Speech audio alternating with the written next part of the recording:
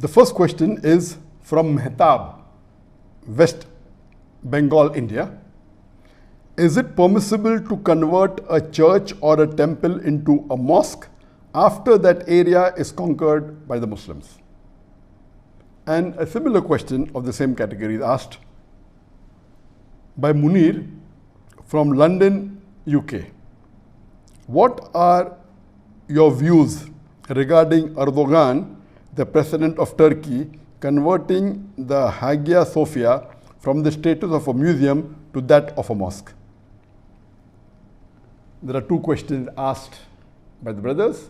The first question is that is it permissible in Islam to convert a church or a temple or house of worship of a non-Muslim to a mosque after that land is conquered by the Muslims? The reply to this is yes. There are several hadith and there are several references that it is permissible to convert the house of worship of the non-Muslims to a mosque if the Muslim wants to after they conquer the land.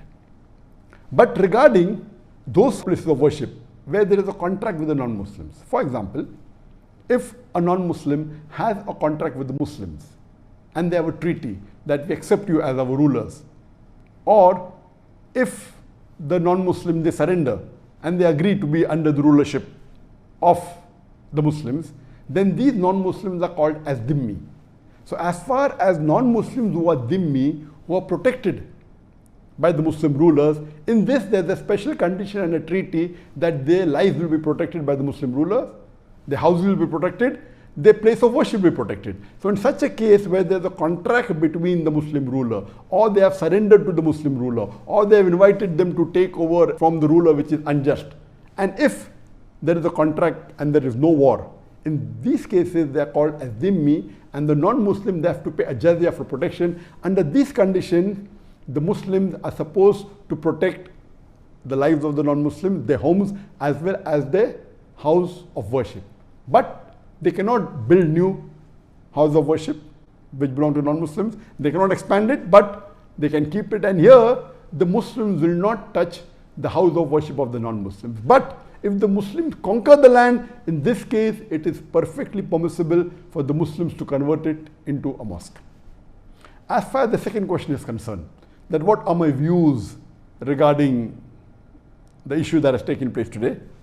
And we know that the court has given the verdict, and Erdogan, the president of Turkey, has said that the Hagia Sophia, which was a museum, would be reverted back to a mosque. Let me first give you a brief regarding the history of Hagia Sophia so that people who are unaware will know about it, and then I will give my views. As far as Hagia Sophia is concerned, it's a monument which is there for about 1,500 years. It was built by Emperor Justinian I in 537 CE. It took about a few years for him to build, and it was a cathedral of the Greek Orthodox. And it remained a cathedral for several centuries. In 1204, during the Fourth Crusaders, they converted the Greek Orthodox cathedral into a Roman Catholic church until 1261. So initially for 667 years, it was a Greek Orthodox cathedral. Then after that, for 57 years, from 1204 to 1261, for 57 years, it was a Roman Catholic church. Again later on, when the Christian Byzantines came to power, it was again converted back into a Greek Orthodox cathedral until the Ottoman rulers, until Sultan Muhammad Fateh. He conquered Constantinople in 1453. Then it was converted into a mosque. So since 537 up to 1453, for more than 900 years, it remained a Greek Orthodox cathedral. Then for a few years, it was the Roman Catholic Church, then went back to become a Greek Orthodox cathedral, and it was the largest church in the world when it was built. The biggest in-house covering, and the dome was the largest. It remained larger for 1,000 years until 1500 when a new church was made. In 1453, Sultan Muhammad Fateh, he conquers Constantinople, and then there are documents available that he purchases the Hagia Sophia, and after purchasing it, he converts it into a mosque.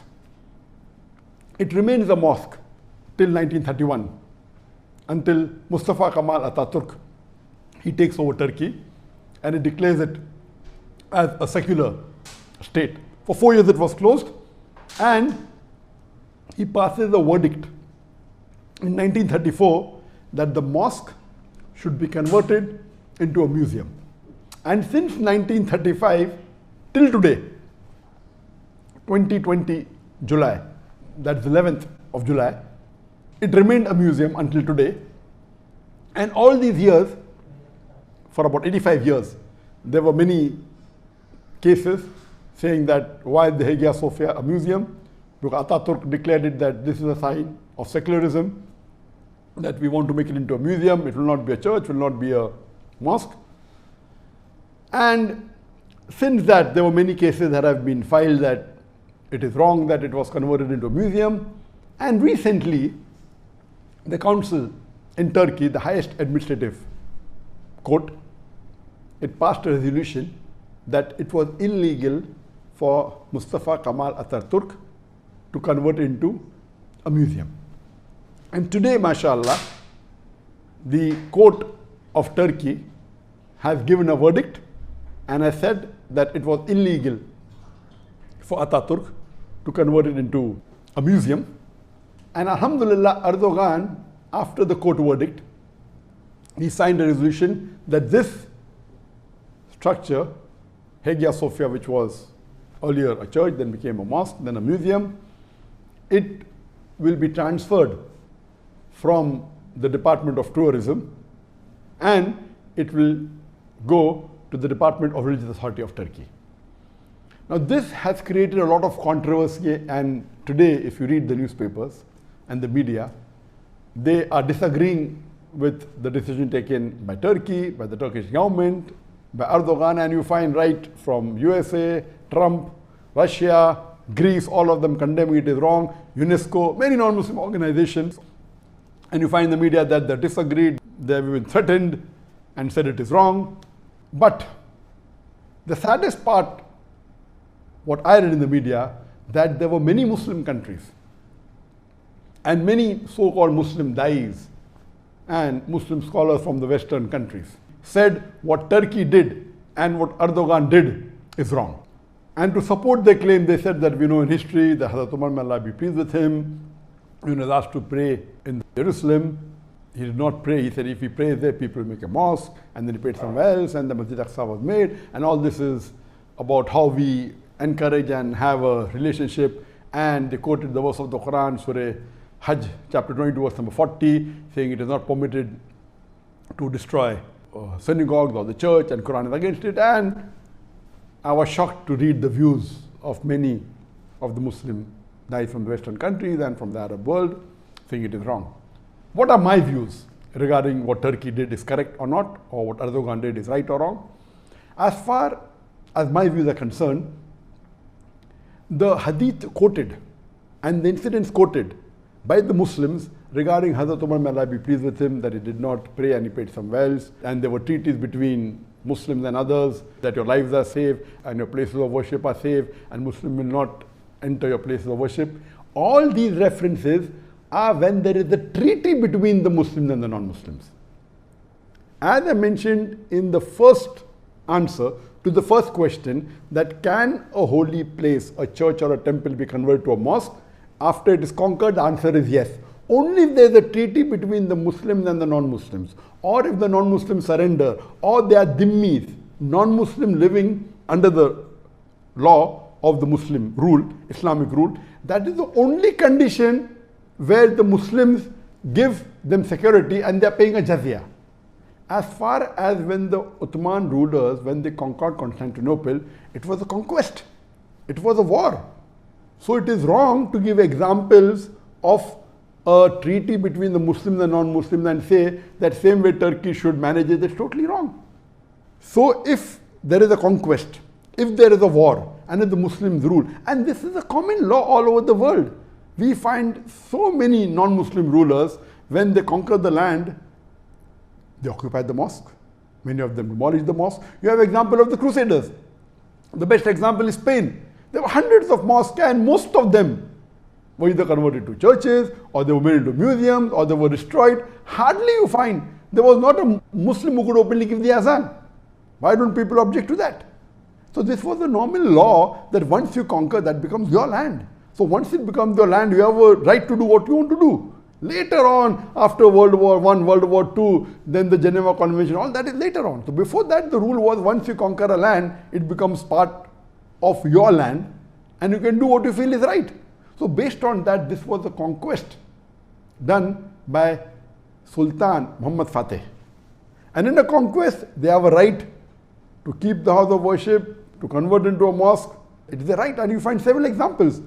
In fact, if you read the hadith of the Prophet ﷺ, I'll give you one incident which I don't want to give it, but to reply to these Muslims who are attacking Turkey and attacking Erdogan, that if we read the seerah of the Prophet, if we know in the seerah of the Prophet, when Muhammad ﷺ migrated to Medina and later on he came back to Makkah, during Fateh Makkah, what did he do?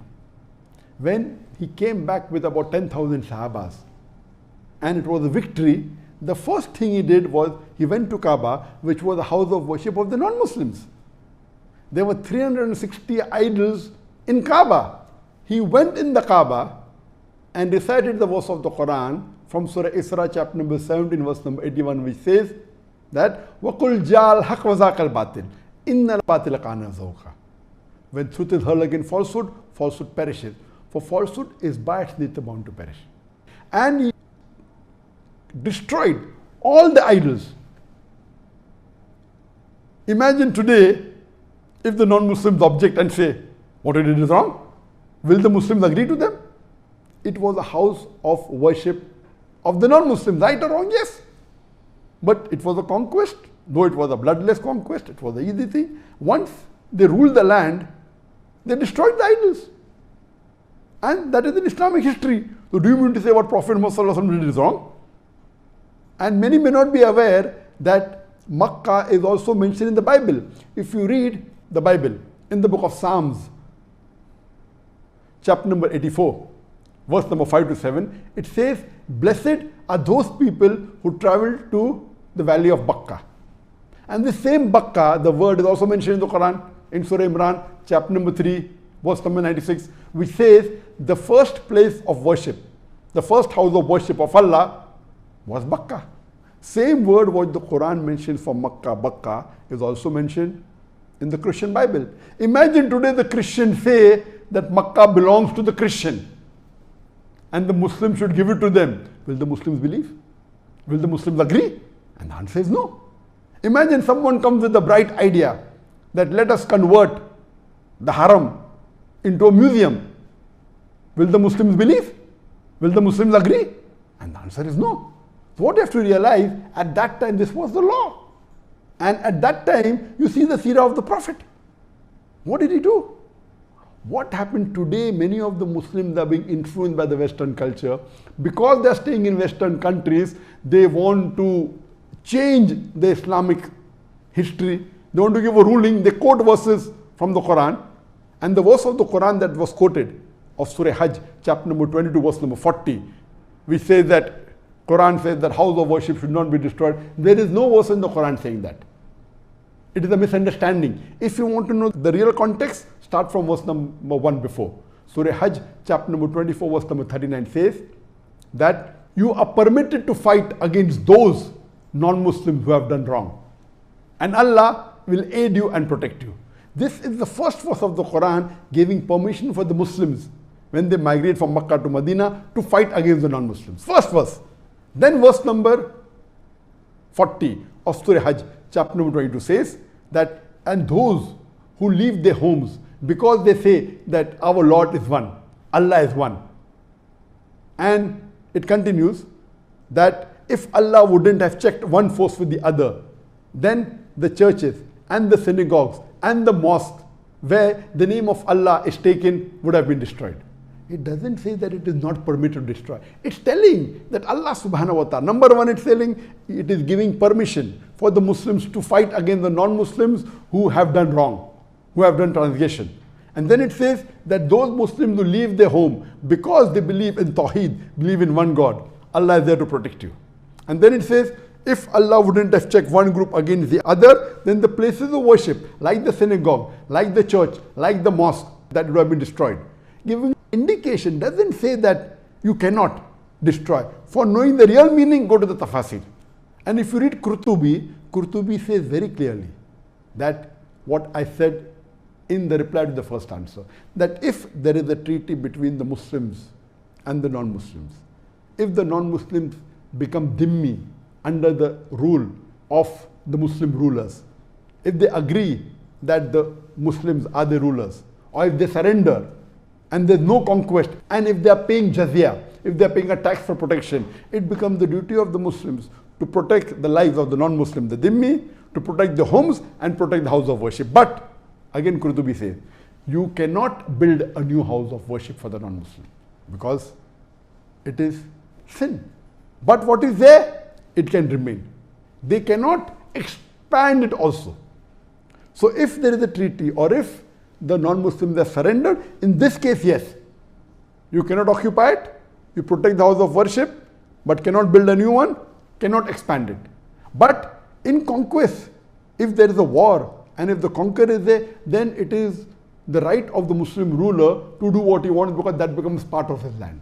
So please don't quote some hadith which is out of context. And there are several hadith of the beloved Prophet Muhammad where he told the Sahabas that go and destroy the idols. Several. He has told Khalid bin Walid, may Allah be pleased with him, go and destroy the idols. There are several. He has told Hazrat Ali, may Allah be pleased with him, go and destroy the idols. There are several hadith in Bukhari, in Muslim. Muhammad himself destroyed the idols in Makkah. So please, I would like to request the Muslims that by giving answers, a general common Muslim who may not be aware of the context will agree with the views given by such scholars, which is totally wrong. Is there any scholar, Islamic scholar, who can deny that the Prophet broke the idols?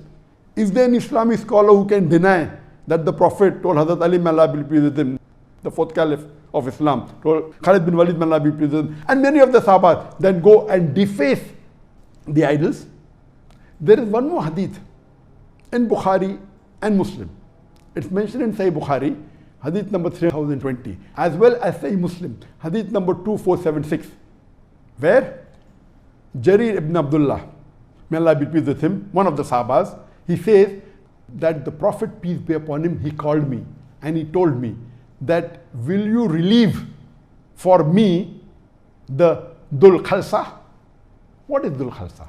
Dhul Khalsa was the place of worship of the non-Muslims in Yemen. It was also called the Kaabatul Yaminiya. Kaabatul Yaminiya means the Kaaba of the Yemen. And in it, there were idols. He said, will you do a favor for me? Will you destroy it for me? Then Jarir ibn Abdullah, may Allah be pleased with him, he takes with him 150 horsemen and he burns down that house of worship. It's a hadith, a Sahih hadith in Bukhari and Muslim. I don't want to tell this, but it is there. That means the Prophet commanded not only to destroy the idols, he even asked them to destroy the place of worship. So when the Muslims are conquering and when they rule that land, it is permitted even to destroy the place of worship. Now this, if you say Quran says you should not destroy churches and synagogues, do you think the Prophet went against the Quran? The context is wrong. That is when there is the treaty between the Muslims and the non-Muslims, when they are dhimmi, when they are under the rule of the Muslims. But generally, it is a fard to destroy the idols if the Muslim conquers a land. And if there are idols, it becomes a fard. And you have several examples of Sahabas doing that. It is umpteen number of hadiths are there. So to try and misguide telling that it is not permissible is totally wrong. But destroying the temples or the house of worship is not a fard. But if required, if it's causing a problem for the Muslim ummah, the Prophet has commanded that. So how can you say it's not permitted? So what I would like to say, that many a times Muslims living in the Western country, or even some of the Muslims in the Arab land, trying to be soft to the non-Muslims and trying that they are the one who will support them, they are the one who are going to fund them, etc.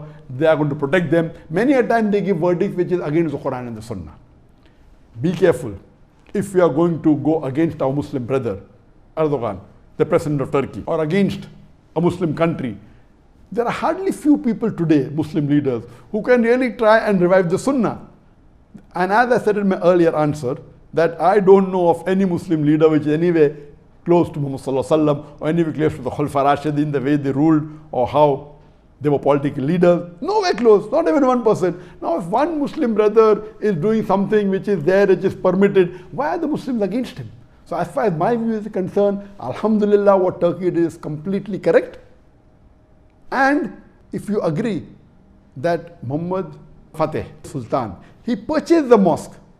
Today we know there are hundreds and thousands of churches in different parts of the world, in the Western countries, in UK, in Europe, in America, which have been purchased by the Muslim organizations. If you say that after you purchase you can't make it into the mosque, that means the Muslim living in the Western country will have to give up all these mosques to the church. If few centuries back, Emperor Sultan Muhammad Fateh purchases, buys with his own money, and that was one of the reasons. So here we're not talking about conquest, it is purchased. We're not talking about war. It's permitted. After war you can convert it. Here he purchased it. There are documents. So the court in Turkey said, seeing as the documents, if there was a case filed, that what right does Kemal Atatürk have to convert it into a museum, the highest authority in Turkey, it's a legal verdict, said what is done by Atatürk is wrong. Now what is bothering USA or Russia or Greece? How can they object? How can they interfere in the personal affairs of Turkey, a Muslim country? And why are the other Muslims supporting the non-Muslims? It is totally wrong. As far as I am concerned, whatever Turkey did is correct. It is permitted in Islam.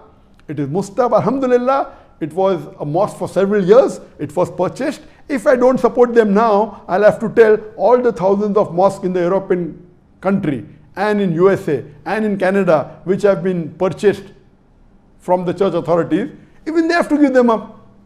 So please, Allah clearly says in the Quran, in Surah Nisa, chapter number 4, verse number 135, that Ya ayyuhallazina amanu, oh you believe, stand out for justice as true to Allah subhanahu wa ta'ala, even if it be against yourself, against your parents, against your relatives, whether rich or poor, Allah protects both.